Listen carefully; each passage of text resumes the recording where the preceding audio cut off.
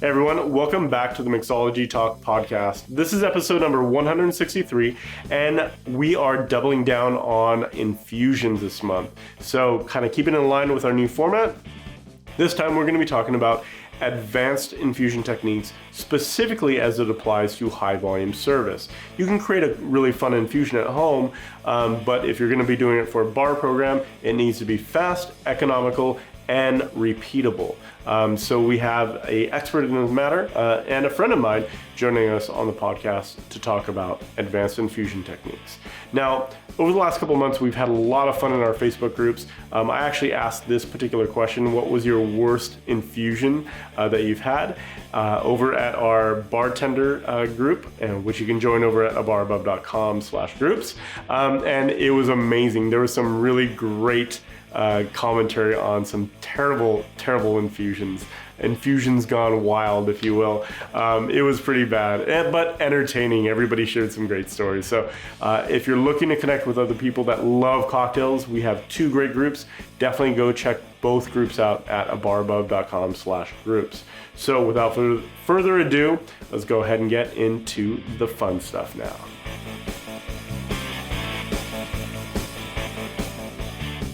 All right, welcome back to the Mixology Talk podcast. I have a special guest and a friend joining me, Lucas England, somebody I've worked with in the past and done a couple of projects with, and I'm super excited for him to join us. So, hey, man, how are you? Doing great. Well, thanks again for joining us on the podcast here. I appreciate it. Thanks for having me. Yeah, so Lucas, maybe you could tell us a little bit about your experience, kind of where you're tending bar, and some of the things that you guys are doing in your bar program over there. So I'm at the C by Alexander Steakhouse over in Palo Alto right now. We've got a really fun mixology program, really whiskey heavy, great gins, vodkas, fresh fruit, really, really fun. We're doing a lot of things with edible flowers right now. Very cool. And you've been there for quite a while, right? If I'm not mistaken. Kind of bouncing around. I returned a year ago as the bar manager. Oh, nice. Excellent. So previously been there for 3 years, a couple of years back. Got it. Okay.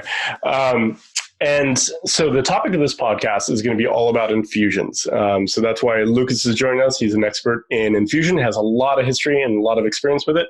So he's going to share some of his techniques, some of his industry secrets, hopefully, about infusions, and answer a couple of questions from the Facebook group as well. So let's go ahead and get started at the beginning. Like when you were starting off bartending and kind of going down this route of cocktail creation, mixology and stuff, what got you really excited or interested with infusion? Well, we were playing around a lot with peppers at a restaurant I had worked at in Palo Alto called Hoya, a real Latin infused restaurant. We wanted to do something spicy, as that seemed to be the new hot thing in 2010.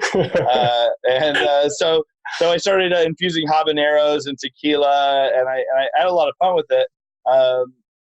There were some issues though. The habaneros take about 6 to 7 months to actually infuse into the tequila.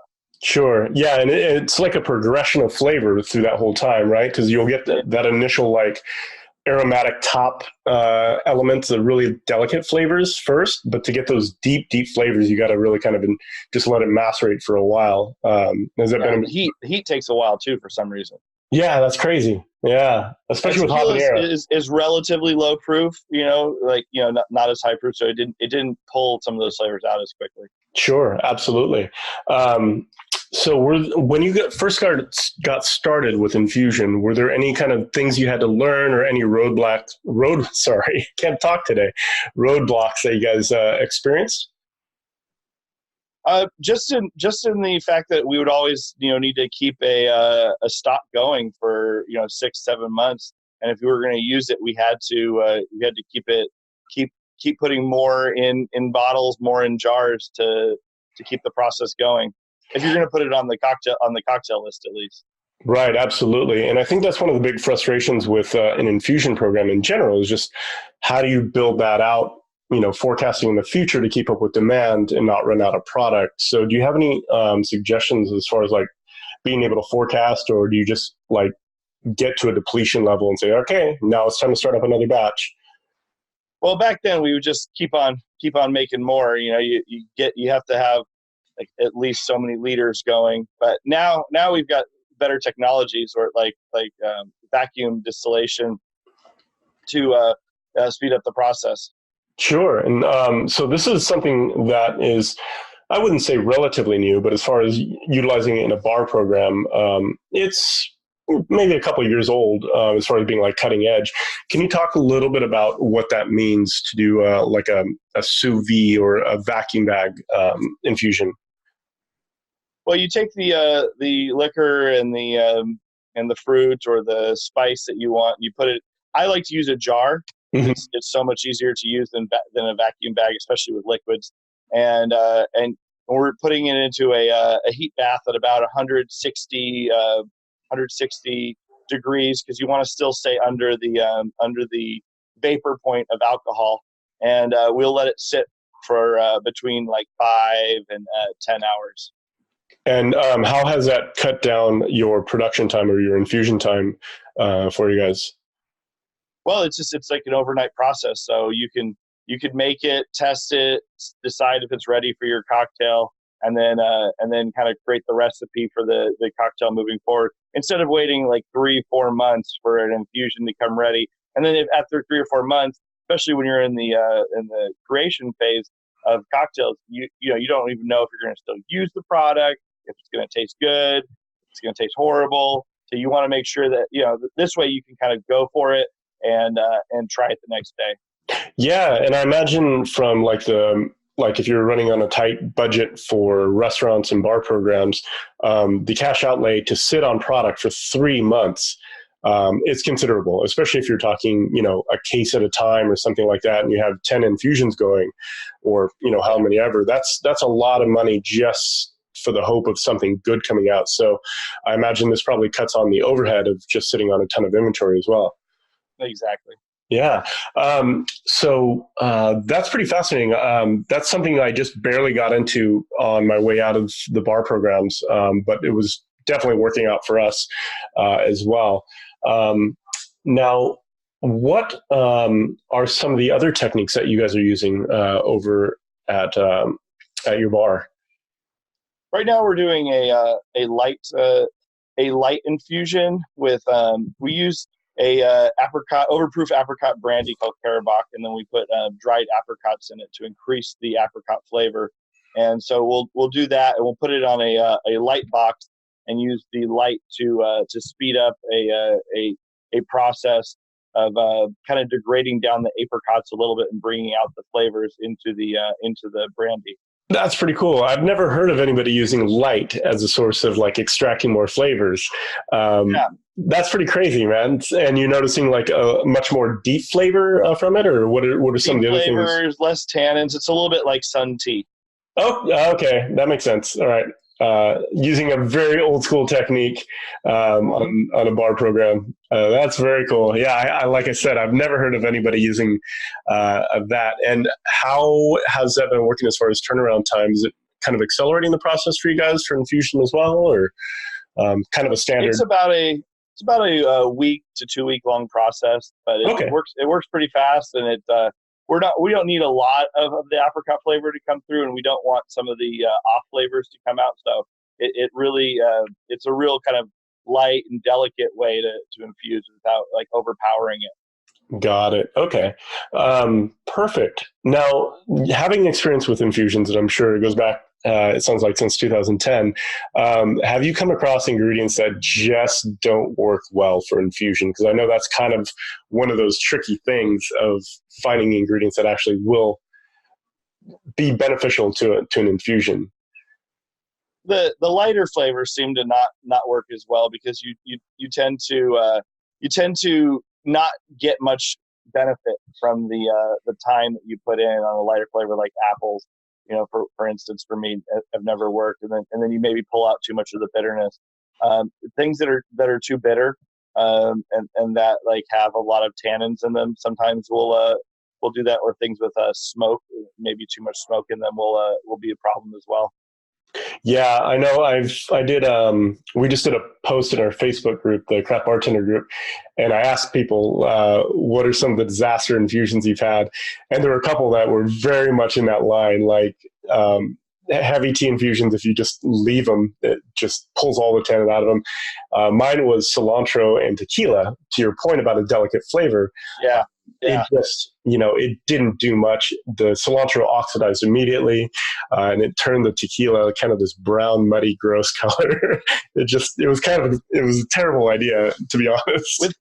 With tea, I really recommend it to be in the minutes, not the days, not the weeks, but like set a timer for 20 minutes, and have it measured out by the gram, so that exactly, and do the test before, so what you like and what you don't like about the tea, because the tea can be super tannic, super smoky, and then you lose the tea flavor. You just get this like really off flavor that overpowers. Yeah, and that's something I've noticed as well. Just like it's so fast. Like those super dense flavors, like teas, like they don't have a lot of water content. They have a ton of punch to the flavors. So yeah, they happen very quickly, and if you let them run, they can just turn really, really bad.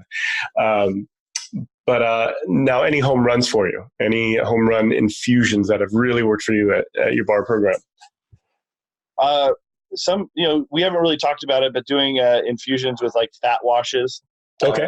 We did at my last place, it was an Indian style bar, and we did a coconut and ghee rum infusion, and it was well received because everyone loved that like brassy ghee flavor in their cocktail.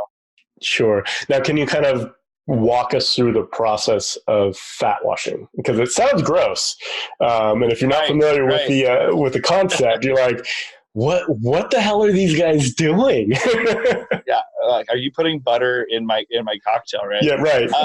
So the process is super easy. You get your base alcohol poured into a big container, preferably one that you can cover, but it's easy to also take off the covering. And that's wide enough, because wide is good. You want to make sure that the fats solidify in a layer on top, but still have enough surface area to infuse. So you take that, you heat up your oil or your butter or whatever fat that you're going to be using, so that it's nice and liquid, and then you whisk it into the alcohol to really infuse the alcohol with the flavors. Then, of course, we all know what happens with fats and water. If you put it in the fridge, it's going to separate back out, and then you can usually take off the biggest piece just with your hand or with a scoop and just kind of pull it off, and then strain it through a chinois. And if you get really crazy, maybe a tea strainer, a big paper strainer. But yeah, that's the typical way to do it. Yeah, and so the fat is kind of like a vehicle. It's pulling out a lot of flavors that alcohol won't, from what I understand of the process. And when you infuse it, it's basically pulling the flavors out of the fat. And you're definitely going to get a little bit of like textural difference from the alcohol, but a lot more flavor and impact than you're going to do on a traditional style infusions. Some oil will stay inside the alcohol, because the alcohol acts as a solvent to it. Perfect. Yeah, I was actually at a seminar at Tales a couple of years ago, and the guys from White Lion and Trash Tiki were there. And one of the cool techniques that they were doing, and I never heard about this one before, is very similar to this. They would be using a wax, which is kind of a fat, infusing that, lining a bottle with that wax and letting it harden, and then adding the alcohol into it. So basically the same thing, and they would just store it and let it infuse for however long it took. But I thought that was super fascinating, and because fat pulls flavor out better than alcohol can. If those are the compounds you're looking for. So when you said that, you can cook fat longer. You remember, you can't really cook alcohol. Except maybe in a sous vide bath, under pressure. Right. With fat, you can simmer something, and then you can use the fat then to transfer the flavor later in a fat wash. Right, absolutely. And I think this is probably one of the most underutilized techniques because it sounds kind of gross and scary, but it really has a big impact on the flavor, on the end of the flavor for the cocktail. And it's just a couple extra steps. It's not like you're working like 5 hours on something. It's really, really quick to do. Awesome. So this probably helps with production level infusions as well, because once again, you're not sitting on product for 3 months. And you can scale it up into large size Cambros for, like 5-gallon batches even.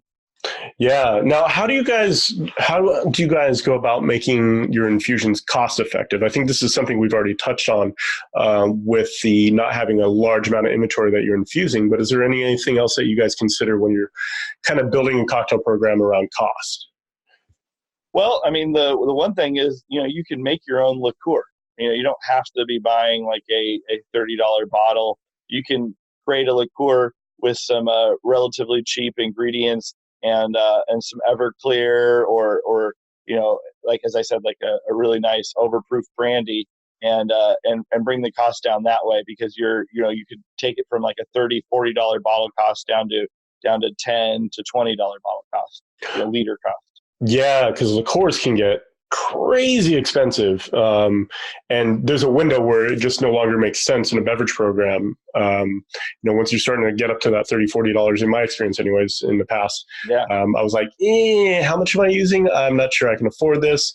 So making your own products, I think kind of the heart of the whole mixology movement and craft cocktails really does help to be able to offer cool products and not go bankrupt, basically. Using the overproof part of it, you can then add water to bring it down to the proof that you want. Add sugar, which also adds lengthens it out a little bit. Actually, adds the volume to it. So those two things, relatively cheap. Obviously, water's cheap, sugar's cheap.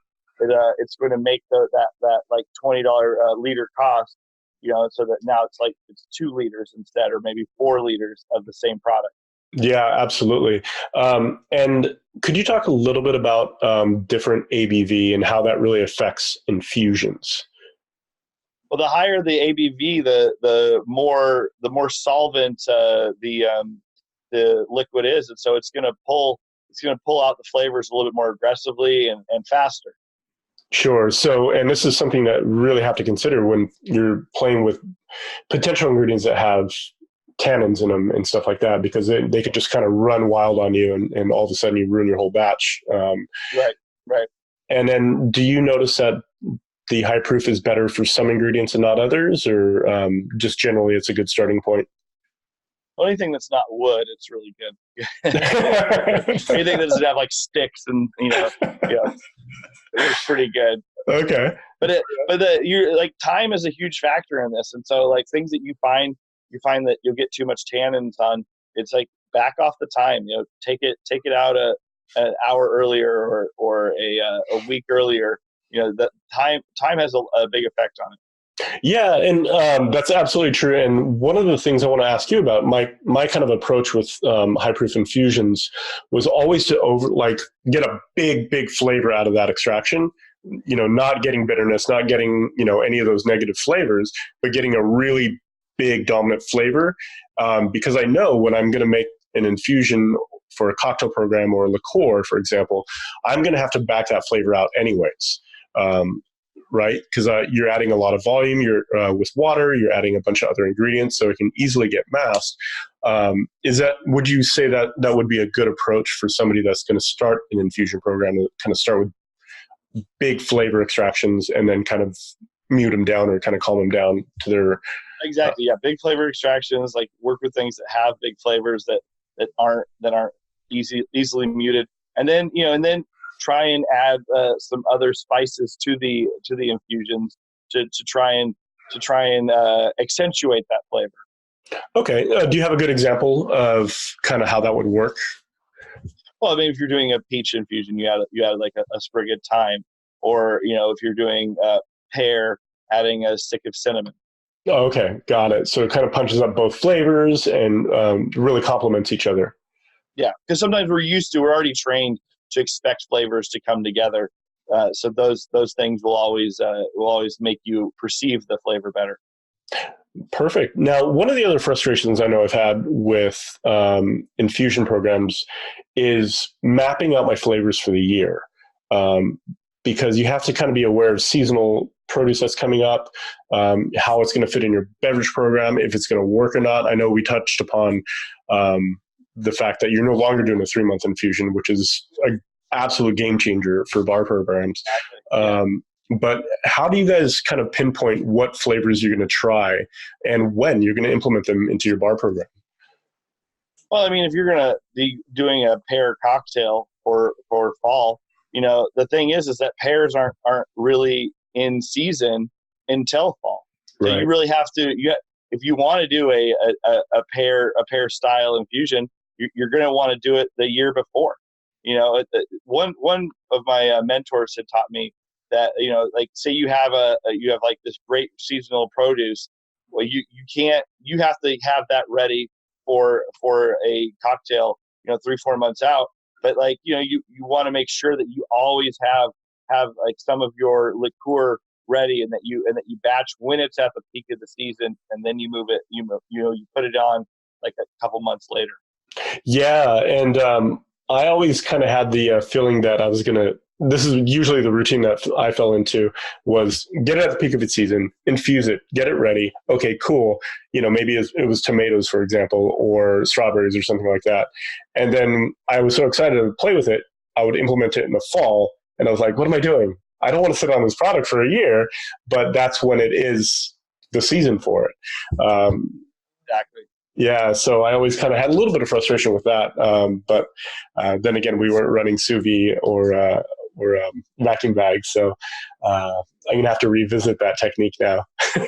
Yeah, it's a game changer, and sous vide machines are $100 now. You can really get into it quickly. Now sous vide does cook the ingredient a little bit, so you have to be sure that you're not cooking it to a point where it doesn't taste fresh anymore. Where you don't want to get like a cooked strawberry flavor. Sometimes you want a fresh strawberry flavor, or you don't want to apples and pears taste way better when they're cooked sometimes. So that's maybe cooking it's going to increase those flavors. Absolutely, and it's funny because I was talking on the podcast previous to this one, or maybe 2 podcasts ago. There was a gentleman by the name of Lucas Huff who does cocktail pairings, food and cocktail pairings, and I asked him, how do you drive flavors to a specific point on your palate, like early, mid, or late development on flavors. And one of the things he mentioned was sous vide was a great way to kind of drive flavors late into the palate because you're introducing the heat. So it's pulling those flavors out and kind of making them develop later. I was like, that's a pretty cool little technique. Kind of keep in your back pocket. And sometimes you want like that Maillard reaction to happen. You want that like toasting and that caramelization of the sugars, and that'll increase the flavors, and then infusing that after, then putting them in the infusion.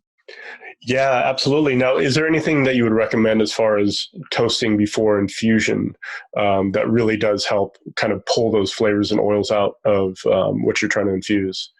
I love the spices, rosemary, thyme, cinnamon, allspice, like those kind of things. Really love to just get a little bit of toast, a little bit of heat, and then you throw them in, because that'll increase the flavors a lot. And it makes the oils kind of brings them to the surface and makes them more available. Perfect. Yeah, and probably a little more aromatic, I would imagine too, just because it's already super active and developed already. Now, have you ever had experience with using artificial flavors in cocktails, or has it primarily been mostly seasonal ingredients? I like to use mostly like natural ingredients. So I haven't done a lot of stuff with artificial flavors, other than artificially like using citric acid or malic acid to bring in like some citrus flavors to a cocktail that doesn't have citrus. Sure, absolutely, and yeah, that's a kind of a big one because now you can isolate very specific acids to kind of heighten what would have potentially been lost in kind of infusions, or if there is no, like you don't want the color of lemon or lime juice to kind of muddy up the cocktail. It's a really great way to kind of introduce that. Now, do you use just the powder in the raw, or do you make a solution for your citric acids and malic acids? I'll put it into like a batch. I'll batch something out and I'll add it like by the micrograms. Okay, that's very cool. Awesome. And let's see. Any other kind of techniques or anything like that you guys have been working on? I know one of the techniques that we were talking about earlier off camera was using sous vide and introducing layers of flavor. Can you talk about kind of how that works and how you guys are utilizing that? Well, sometimes we'll find that something doesn't taste exactly right there, or we want to make sure that we have everything in one batch. But we'll start with strawberries, and we'll do like a strawberry infusion, and then it's like, well, maybe it needs a little bit else, so I'll grate a little bit of lime zest into the infusion, and then I'll return it to the water bath afterward, and so you can kind of layer the flavors. Some things take some things you don't want to be in for the same amount of time as other things, especially if you're working with multiple ingredients. So you can add it to the batch in later stages and for different timings of it in instructions. And once you get like some of the flavors, you pull out the fruit, then you put in some of the spices for like a second or a third infusion.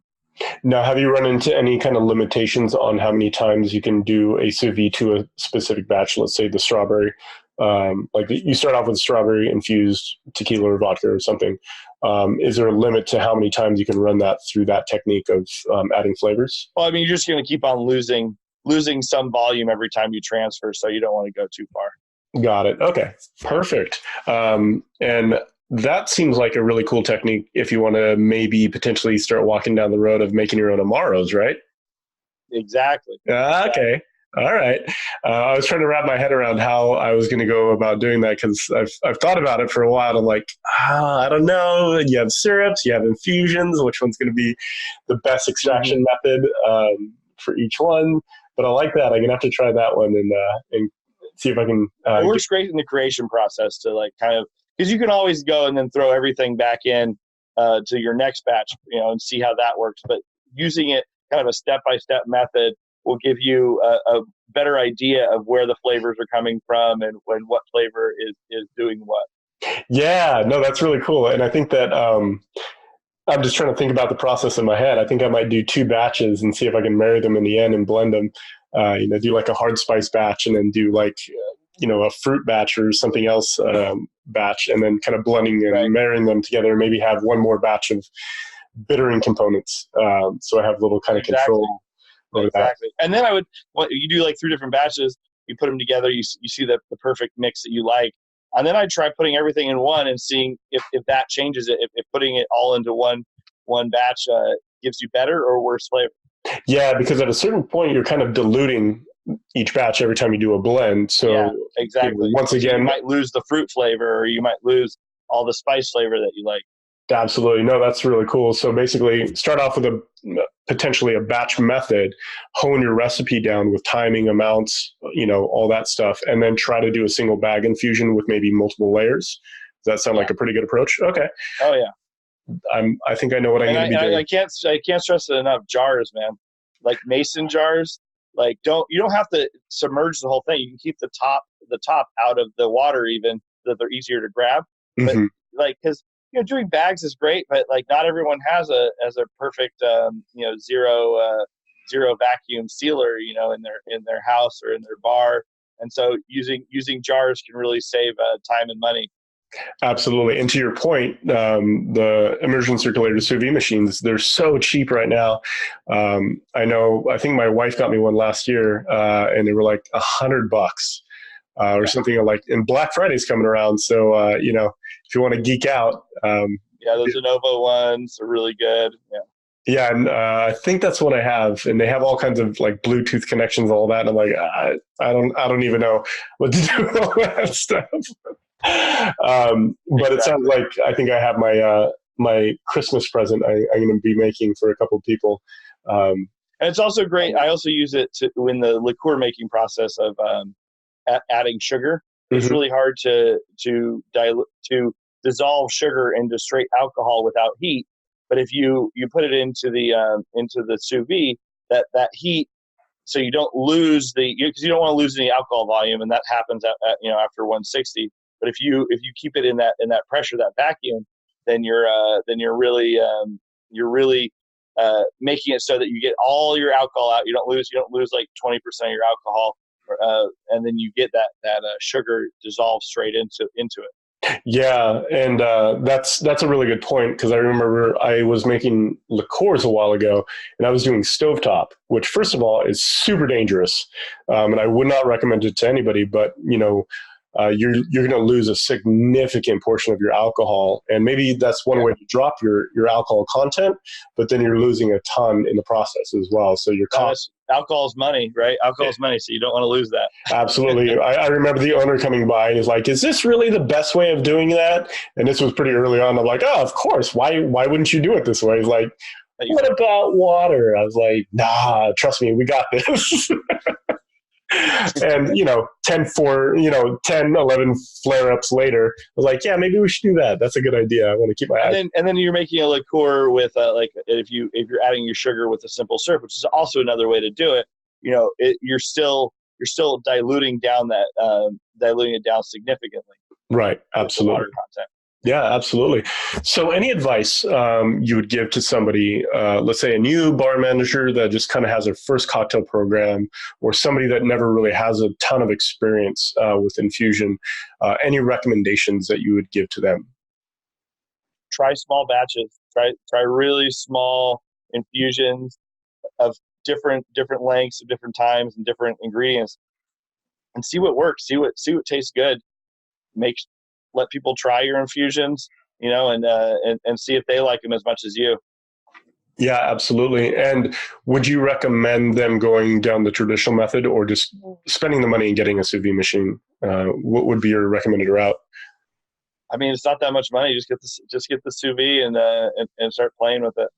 Yeah, and that's what I would say. And then try some fat washes. I mean, that's also a really easy way. Doesn't take more than a night to let the fats harden back out and separate. So you're not talking about a lead time of a couple months. Right. And to your point, if you sit on a product for 2-3 months and it doesn't work out, you just paid for a sous vide machine that you could have minimized the cost on. So exactly. One bad batch is going to pay for a sous vide machine pretty quickly. And we're all people of we want things now. We don't want to wait. It's like, we're not patient people, bartenders. We want it to be ready. Right, absolutely. The instant gratification has got to be right there. So the less time you can do, the better. Which kind of brings me to kind of my last question for you here. Something that I've experimented with in the past and I haven't had a ton of success with was the nitro infusion, the Izzy infusion. Has that been something that you find to be a go-to technique for you guys? Is it something that takes a little bit of massaging to get what you're looking for, or is it just not a great option? I don't think it's that good of a technique, because it's such a small batch method, and you really are working on like levels of like 5 ounces or 10 ounces of a product. Now, if you're going to do something for a guest right in front of them and do the magic and show them how quickly you can infuse something, and then just shoot it right into a glass right in front of them, that's cool. Like that's theater, but like you need something that you can make liters with, not ounces. Yeah, and not milliliters. I didn't get too far down the rabbit hole, and I know David Arnold's a big champion of this method. I think he was the one that came across this method, if I'm not mistaken. But from my perspective, it never really pulled the extraction out that I was hoping for. Exactly. Yeah, I got these like super light aromatic flavors and maybe some tannic stuff, but I didn't get the punch that I was hoping for. And like I said, I didn't really go down the rabbit hole of trying to master the technique. It's only pressure. Your pressure, your heat, your time. Those are the three ingredients of the infusion process. You're really only getting the pressure part of it. That's the only thing that's actually working. And so maybe you break open some cell walls, but if it's something that's a hard ingredient, you're not going to really break open too many cell walls in a hard ingredient. Yeah, and I tried with what was it? I think it was some herbs. I think I did like a basil infusion, and it immediately oxidized, and the basil turned kind of brown, especially when you vented it. And like I said, super light extraction, which could be perfect for exactly if that's what you're going for, Exactly. like a martini or something like that. But overall, I think it was just kind of not exactly a technique I think would work for It's me. never worked too good for me, and it's always for like the like maybe two or three cocktail size, So maybe it Right. works great at home, but it doesn't work great for a bar program Yeah. doing Okay. volume. I was trying to see if I missed something, but it sounds like from your experience, it's been pretty similar as well. Yeah. Cool. So, any other resources, like if somebody want to learn more about infusions in general, is there any place you would really kind of like say you should go check out this blog, this book, anything in your experience works really well for you? I really don't have too much more information on that. Yeah, basically just throw stuff in a bag or in a mason jar and see what happens. I mean, I'm an experimenter, so I like to try stuff out all the time and try and go to if you want to know what flavors to infuse, go to the farmers market. Go see what's seasonal right then, because you want things at the peak of their freshness. You don't want something that's that's like come from South America. Just to make it so that you have like apples in the middle of winter or the middle of the summer. You want something at the peak of its freshness. So what to infuse? Go to the farmer's market and look at what is ripe right then. Taste it. It doesn't have the sugar. Doesn't have those flavors that you think are going to really extract well. Yeah, absolutely. And you bring up a really good point. A lot of the produce that we get in a supermarket has been trucked around from all over the world, has been picked early, and the flavors never really truly develop. So when you're tasting, has been treated to turn ripe. right, absolutely. So you're really missing kind of the heart of what that ingredient is supposed to taste like when you go to a farmer's market, or it even seems like buying organic. I don't want to be a crunchy hippie when I say this stuff, but they can't treat their stuff in the organic process. Right. From my understanding. Right, yeah. So you're getting that's why there's no organic bananas. Right, exactly. But this will give you a better representation of seasonal flavors and what this fruit or ingredient is truly supposed to taste like, because you don't have any artificial processes behind the scenes to bring it. Hey, man, and I'm talking about the organic thing. What you don't want to infuse is Roundup in your in your cocktail. You don't want to infuse pesticides or herbicides in your cocktail. So I would say, and alcohol is a really good solvent to take those things back out off of it. So I would say organic as much as possible. Yeah, I would almost I agree with you wholeheartedly, like almost as a baseline. If you're going to be pulling extractions, and this is something that really kind of bothers me a little bit, and I think we can kind of get into some real safety issues. And make probably another podcast in the future, but you got to be really careful what you're extracting, because you're concentrating some pretty intense flavors. So when you start to get into like bittering agents and, pesticides, it can really have a big detriment to your guests. And that's something I'd recommend Camper English's blog on on his academics page, where he talks about things that are really unsafe to pull out with alcohol. I would say don't do tobacco, because you're not FCA regulated to make infusions of tobacco. It's illegal in California to make cannabis infusions and serve them at a bar. Unfortunately, maybe that'll change someday, but right now it's actually illegal. Our last governor signed that into law. okay. And so don't use things that have like psychoactive ingredients in them, like things like that. You don't want to magic mushrooms. You don't want to do an infusion for home use, but like definitely not at your bar. So you wouldn't be a big advocate for like magic mushroom fat washing with a little bit of brown butter and some bourbon? Because that just sounds like a good Friday night. Sounds amazing. I'm going to try that at home sometime, but no, definitely not for your bar. Yeah, and you bring up a really good point. Only food safe ingredients. Right, exactly. Make sure those are organic, by the way. But you bring up a really good point. I know Camper English got a grant from Tails for a website called cocktailsafe.org, I think it is. Yeah. And so that is a absolute gold resource to go to. He's been a fantastic pioneer for the industry and a champion for safety. But if you ever have questions about ingredients that you want to extract or infuse, that would be my first spot. Because especially with some of the older books, they're using ingredients that aren't safe. And you're starting to pull into like medical grade extractions almost. So it could be really, really dangerous. So stay away from that kind of stuff. Stay with the simple fruits or, spices and stuff until you really start to understand what you're doing. And if you have a question, maybe reach out to a couple other bartenders and see what they say too. Yeah, cocktailsafe.org. Check to see if there's any toxins or poisons in plants before you just throw them into your infusion. Absolutely. And something even benign is like peach pits. Has some, I think it's cyanide in it, if I'm not mistaken, in apple kernels. Yeah, arsenic, right? Arsenic, there you go. So, if you're going to be extracting and concentrating those flavors, that's not what you really want to do. So, definitely got to do your homework on that kind of stuff.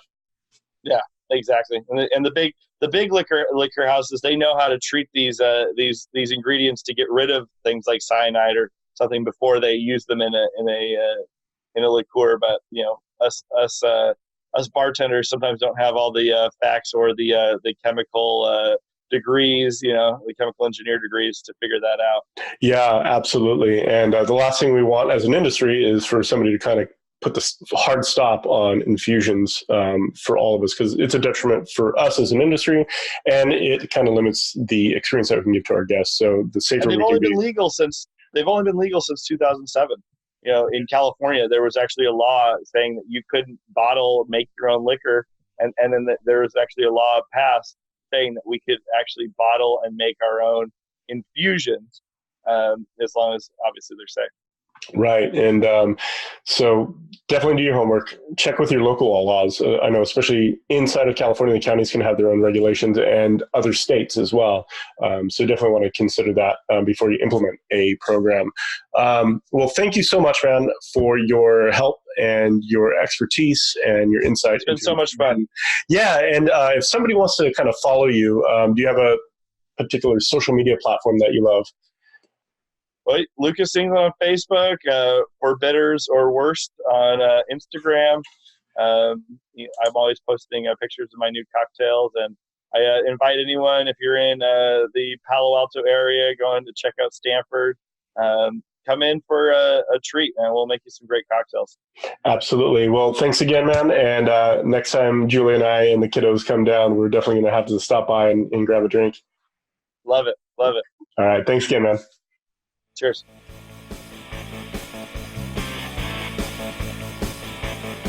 So thanks again to Lucas England for joining us on the podcast. I really appreciate his time, and I learned a ton. If I was still managing bar programs, there's quite a few takeaways I had from this particular podcast. The sous vide, I was just messing around with it when I left the bar programs, so I would definitely implement that. And I would totally experiment with the light infusions that he was mentioning. So many cool ideas. You can definitely check out the links that we mentioned in the show notes over at mixologytalk.com/163. And if you're interested, I mentioned this earlier, but definitely go check out those groups too. We got 2 great groups going on right now, and you can find them both, one for the professional bartender community and one for the hardcore enthusiasts, people that really love to learn more about it, or people that are just interested in upping their game in cocktails. Check those out over at abarabove.com/groups. We'll have some more great podcasts and guests for you in the future. But until then, cheers, everyone.